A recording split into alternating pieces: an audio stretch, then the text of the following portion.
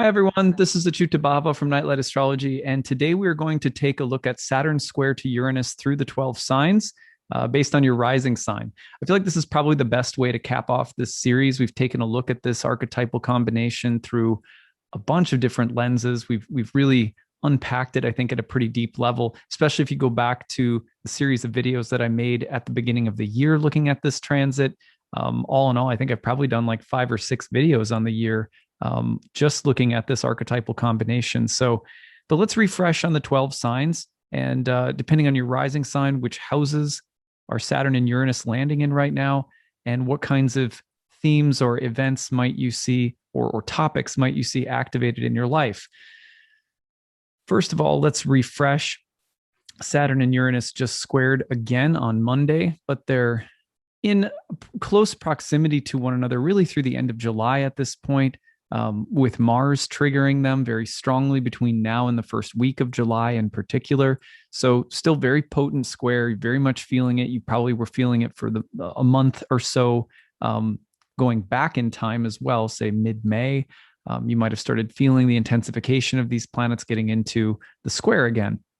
Squares are of the nature of Mars. So I've kind of loosely defined this in terms of the following themes. You could say in looking at where these two planets fall in your birth chart, we could ask the question, where do I need patience right now? Where might there be setbacks, unexpected, sudden, disruptive setbacks? Or where could I expect sudden or unexpected breakthroughs? Because that's the Saturn-Uranus tension. Where am I going through a series of challenges and breakthroughs? Where am I reforming or patiently recreating something, restructuring something? Where am I encountering a hard limit? Where am I feeling impatient and in need of some kind of breakthrough? Where am I resisting or defying some kind of limit? So those are the basic things, and we're just going to refresh on those themes through the 12 rising signs and the 2 houses that are getting activated depending on your rising sign. So what I'm going to do now is to put Aries on the ascendant and briefly touch on what might be activated in your chart based on that rising sign. And I'll draw them out for all 12 signs. So you can see Saturn and Uranus across the 11th and the 2nd houses if you're an Aries rising. So again, going back to those core questions of where might I be experiencing a series of breakthroughs and limitations, where am I reforming or patiently recreating something, or do I need patience? Where am I encountering a limit? Where is there something that I'm resisting? Where am I patiently awaiting that big breakthrough? So those are the kinds of things, again, we're just going to kind of repeat that for all 12 signs. So if you are an Aries rising, you're looking at 2 houses that have to do with resources in the 11th and the 2nd. The 2nd could be understood as your personal resources. That would be money, or the things that you physically possess or own that are in some ways meant to prop up or support your existence, your health, your vitality, your well-being. And then you have the 11th house, which tends to be about our social assets, our allies, people that are important to us in terms of our ambitions. And so right now, you could just focus on those topics and the series of limitations and breakthroughs that might be happening relative to the topics of your personal assets and resources and your social assets and resources. And there might be a dialogue created between those 2 areas in your life right now. So I'm going to keep this as broad as possible, as simple and concise as possible, because generally speaking, that's going to be more helpful for, an audience of thousands of people who, I can't look at individual birth charts, right? So let's go to Taurus rising. If you're a Taurus rising, where are you patiently awaiting a breakthrough? Where are there a series of breakthroughs and constraints, limitations, and bursts forward? It's between the 10th and the 1st house. So the 10th house being a place of praxis or action in the world. For most people, that's going to be your career or your public reputation. In the 1st house, identity, body, health, psychology. It's very existential in the 1st house. So existential and professional areas are being highlighted if you're a Taurus rising. that's where the tension is. That's where the breakthroughs are. That's where the feeling of constraint might be located right now. And there's kind of a back and forth there. Okay, let's move forward to Gemini rising. If we put Gemini rising on the ascendant, then we're going to see this between the 12th and the 9th houses. So you think about the 12th house and you think about a place where we can come undone. It can be the unconscious aspects of our own personality that tend to do us in, or it can be someone, an undermining influence or person in the workplace, or anything, any energy, any quality within ourselves or the environment that has the potential to undermine us, or something that exists in the shadows. So this, let's call it the subconscious, and that is trying to get our attention. Also, the need to lose control or step out of the familiar realm of our ego's control over things, which might happen, for example, when you go on a retreat of some kind, or when you're temporarily sick or something like that. Now, this house, I have to explain it a little bit more because it has this reputation for being a very difficult house, and it certainly can be, but losing control is also how we find ourselves spiritually. Losing the plot is how we often find the most authentic path for ourselves. So I always like to say, as Gandalf said, all who wander are not lost with the 12th house. There's something very meaningful that can happen through the meanderings or the troubles of the 12th house. Now, by contrast, the 9th house that's being highlighted by Saturn in this Saturn-Uranus dynamic is a place of higher learning, faith, education, the searching of higher truths, and our guiding beliefs or principles. So right now, there's a dialogue, if you're a Gemini rising, being created around those things that exist in the shadows that pull you away or that pull you off from the familiar, or that maybe even undermine you. And the conversation about guiding beliefs, guiding principles, higher learning, teachers, and maybe your deepest beliefs or convictions about things.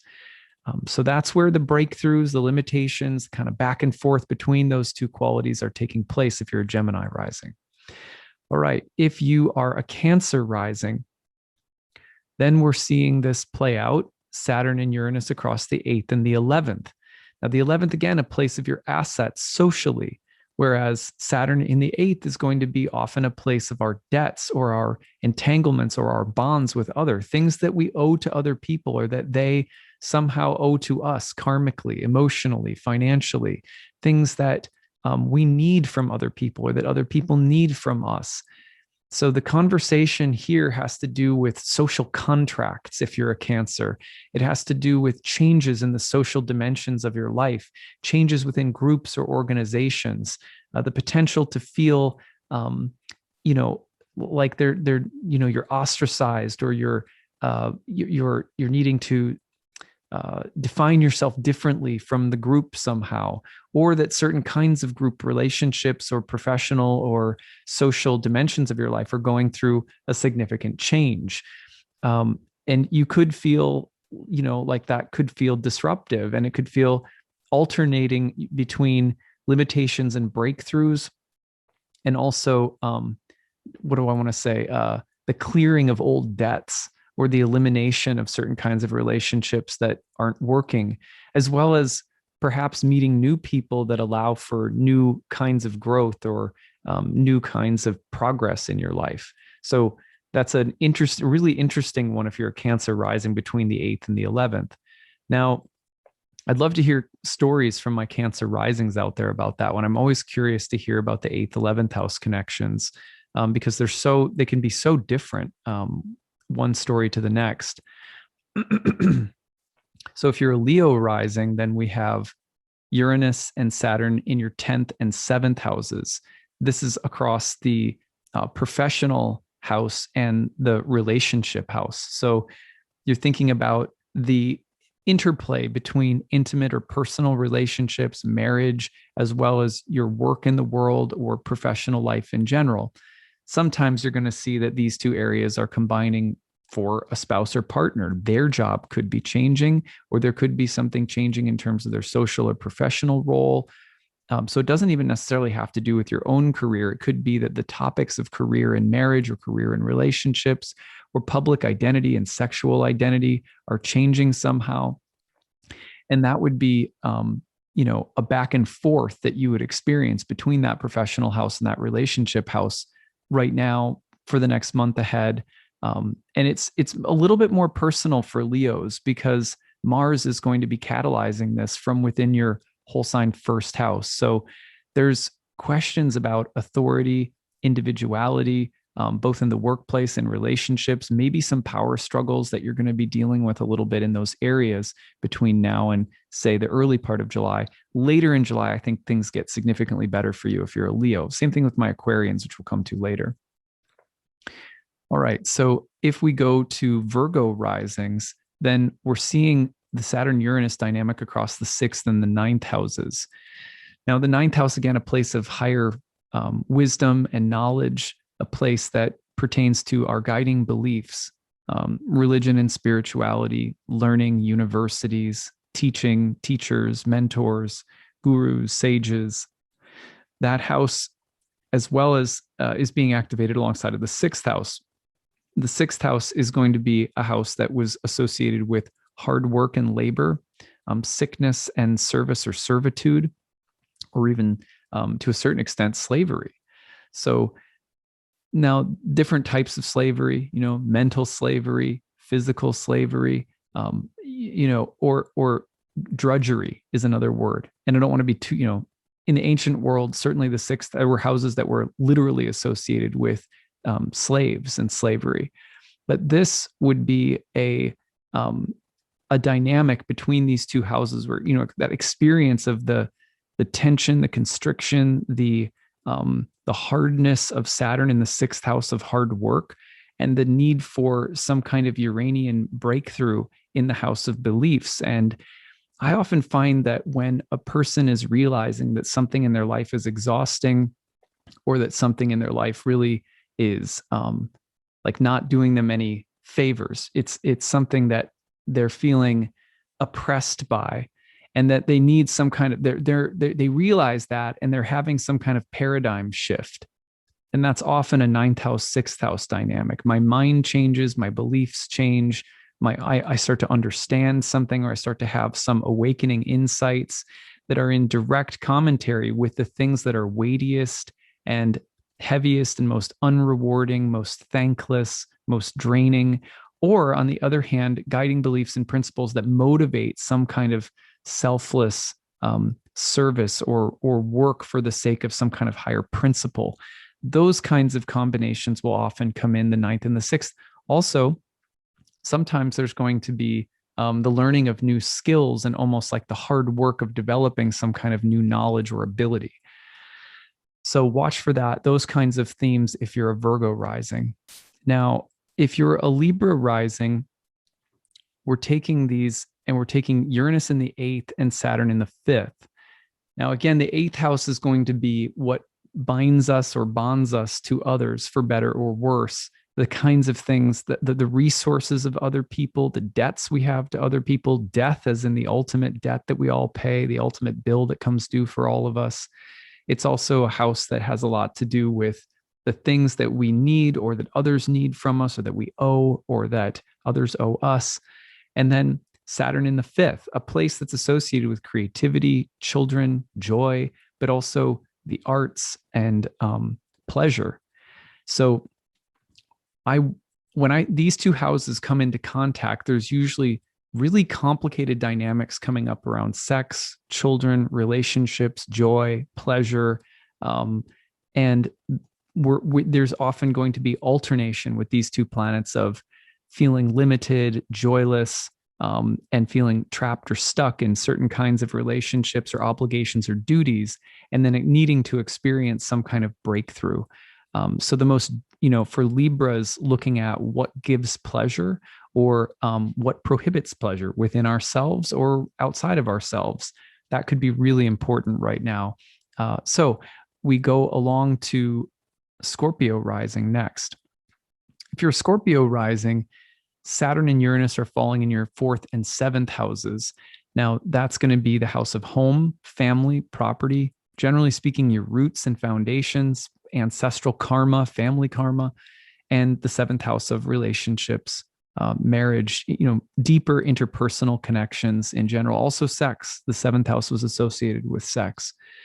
So when we see these two areas coming up, if you're a Scorpio rising, there's questions about your home environment, home and family karma, marriage karma, relationships that are important, probably related back to your home, your roots, psychological patterns that come from your family history. So those are a very strong back and forth between those two angular houses. Can mean some big breakthroughs in relationships, some big, the need for there to be change at the roots and the family. And sometimes if you're feeling suffocated within a relationship or within a home environment, needing to shake things up, but those revolutionary energies can also mean some tumultuousness for relationships or for your home or living environment if you're a Scorpio rising.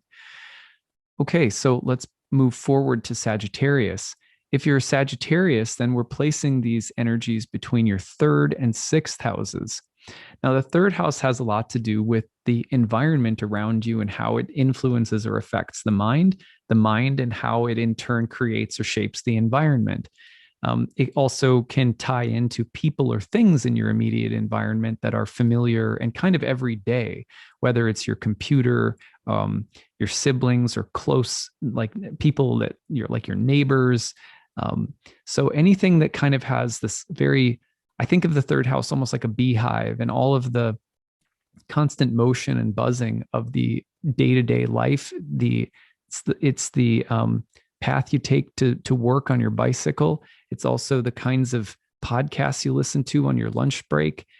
It's the quality of conversation throughout your day. It's the medium of communication that happens around you in your everyday life. And then the 6th house, which is, again, a place, especially when Uranus is there, where there's going to be this desire to break free from drudgery. There's going to be the need to have the environment can be colored by revolutionary thoughts or ideas or actions with Uranus in the 6th. And also the potential for there to be some degree of mental conflict or chaos that's being dealt with in the mind or the immediate environment. I used the example before of when I lived in New York City, and there was this huge construction project going on outside of my apartment, and it was just banging and chaos and stuff like that throughout the day, and it was really hard to work from home at that point as an astrologer. So sometimes it's going to be like that, like a kind of chaos that you're working through mentally and in the environment somehow, and a real back and forth between the breakthroughs and the freedom that you're seeking and the constraint that you're feeling. Especially be a combination of houses that could suggest that you're being too intense mentally or like too rigid about things too. So be careful of that. All right. If you're a Capricorn rising, we're going to look at the 2nd and the 5th houses for Saturn and Uranus. Now, again, your resources in the 2nd house, personal resources, possessions, assets, money, things that you rely on to support you, even food and diet to a certain extent can be understood as the 2nd house, as 2nd house topics. Uranus in the 5th, seeking breakthroughs around fun, recreation, joy, pleasure, sex, kids, childlike qualities, joyful qualities. So conversation between joy, pleasure, recreation, creativity, and your assets or resources. There's limitation and there's breakthrough, limitation and breakthrough, needing patience around these topics, especially if, for example, your finances are making it difficult for you to achieve some of the things that you want to, or incorporate a level of joy, happiness, freedom, ease that you are needing right now. This can also mean that there are some kinds of expenses that come up around children, or that, financial matters and children are connected somehow. So those are some of the possible topics if you're a Capricorn rising. Now, if you're an Aquarius rising, we have this coming in through the 1st and 4th. That's very dynamic because we're talking about the house of identity, and we are talking about the place of home and family. Now, Mars is also stimulating and intensifying this through the seventh house of relationships. So for my Aquarians and my Leos, probably more of the, you could say Tauruses and Scorpios too, but mostly I think Leos and Aquarians expect potential for some power struggles around home, family, marriage, relationships, and your own, kind of your own personal sense of identity. They're all coming together. This very intense dynamic between now and the first week of July. So I can say that there's, just generally kind of in the air, there's the mood of contentiousness and power struggle for you if you're an Aquarius. But I think you can, you'll see that you'll come to terms. There'll be resolution. Venus is going to conjoin Mars in your seventh house of relationships later in July. So, be careful, work through things patiently with other people, especially if it has anything to do with your home, your living environment, family karma, or marriage and relationships. So that's my news for Aquarians. Now, if you're a Pisces, last but not least, the 3rd and 12th house dynamics are going to come up. Now, again, mind, immediate environment, the impact the mind has on the environment, the environment on the mind. And then the 12th house, which is a place of solitude, isolation, potential influences that undermine us. I would look for mental and emotional breakthroughs if you're a Pisces rising right now, because you also have Jupiter in your first house, which is a very positive influence that could suggest a lot of personal growth and opening and greater personal awareness. Jupiter's just about to turn retrograde in your first house this month of June. So there's been an opening, and there's probably been some personal breakthroughs as well as some personal setbacks back and forth. I would see this probably on the level of the mind, communication, and changes that are happening for you in terms of your sense of identity and purpose in the world. There's going to be some feelings of being held back by Saturn in the 12th, and some feelings of having breakthroughs mentally and emotionally with Uranus in the 3rd house. The 3rd house, remember, was called the joy of the moon, and in ancient astrology has a connection to the kind of mind, body, emotional environment of the individual. So, like water is to the fish. So you can think about there's kind of mental, environmental, emotional disturbances and breakthroughs going on for Piscean individuals, Pisces rising people right now. But generally, I like it for you because of that Jupiter in your first house, which can be very expansive and, kind of help you work through things. So at any rate, that is my, just kind of a quick take through the 12 signs. I hope that it's helpful. I covered these in a few other times in my horoscopes and so forth. So I'm just running through them again for people who are either new to my channel or who need maybe a refresher. I think it's always nice to hear other people's stories too. So as you were identifying your own rising sign and the topics of those houses, what I try to do always is look at the most general and kind of concise way of describing the topics of houses.